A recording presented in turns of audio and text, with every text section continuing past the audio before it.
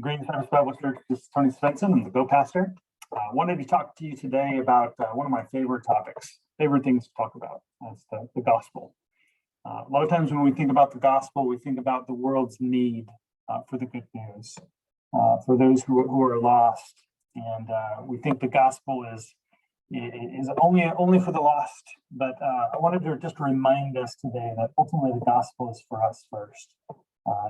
It gives us just a reminder of the grace that God has bestowed upon us through faith in Jesus. And it should be a source of hope every day. And we need to remind ourselves of that hope as we look to the gospel and all that God has accomplished through sending his son into the world and Jesus' willingness to come to die on the cross, and the power that raised him from the dead is in us. So I wanted to really reflect on that, because when we look at the world today, we tend to see a lot of chaos, confusion, disorder. Just the world's a mess right now, and it's easy for us to be discouraged and disheartened by that. And the gospel is a reminder that in the midst of chaos, hope and peace is available to us. In 1 Corinthians 1:18-25, it says, "For the word of the cross is foolishness to those who are perishing, but to us it is the power of God to those who are being saved."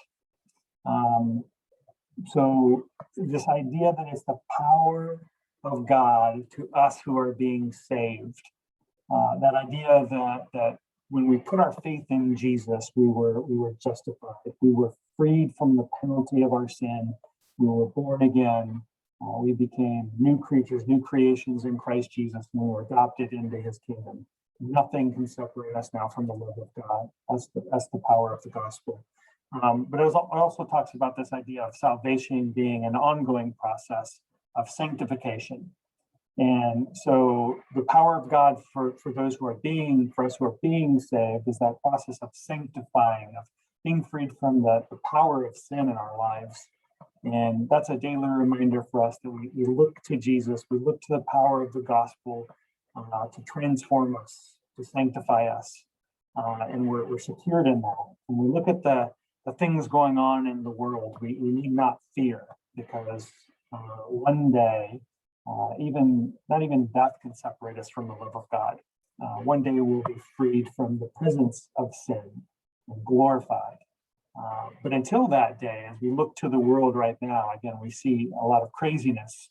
And the world's telling us all the things that we need to do to make things right, whether it's social issues or justice issues or racial issues or environmental issues. Everybody's got something that they say we need to do this in order to fix things. At the end of the day, the only thing that we can depend on is the gospel of Jesus Christ. It's the gospel. It's God himself, his power that gives us hope. The rest of this passage is, "I will destroy the wisdom of the wise, and I will set aside the intelligence of the intelligent." Where is the one who is wise? Where is the teacher of the law? Where is the debater of this age? Has God not made the world's wisdom foolish? For since in God's wisdom, the world did not know God through wisdom, God was pleased to save those who believe through the foolishness of what is preached. For the Jews ask for a sign, and the Greeks seek wisdom, but we preach Christ crucified, a stumbling block to the Jews and foolishness to the Gentiles. Yet to those who are called, both Jew and Greek, Christ is the power of God and the wisdom of God, because God's foolishness is wiser than human wisdom, and God's weakness is stronger than human strength.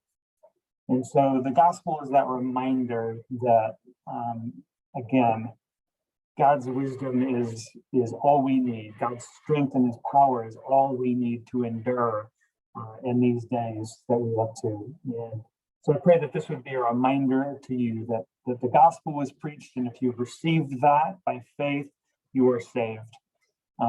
And we don't need to look to any of these other things in order to find hope, happiness, peace, joy, because God gives that to us by the power of his Spirit who indwells within us. And so I pray that you would be encouraged that the gospel is for you today, and be reminded of the hope that comes with that. but also that there still is a world in need of that hope, and you have it. It's the gospel. So go share it. Share the good news of what Jesus has done. It's a simple message. God loved the world so much that he sent his son, Jesus, and whoever believes in him, believing that he came, that he died, and he rose again, if you believe and put your faith in him, you will be saved, because it's the power of God who cleanses us from all sin and unrighteousness, and he adopts us into his kingdom, gives us his grace by faith in Jesus. Tell the world, tell the good news and that hope that comes with the power of the gospel. So be encouraged today by the gospel. Go in peace. God bless.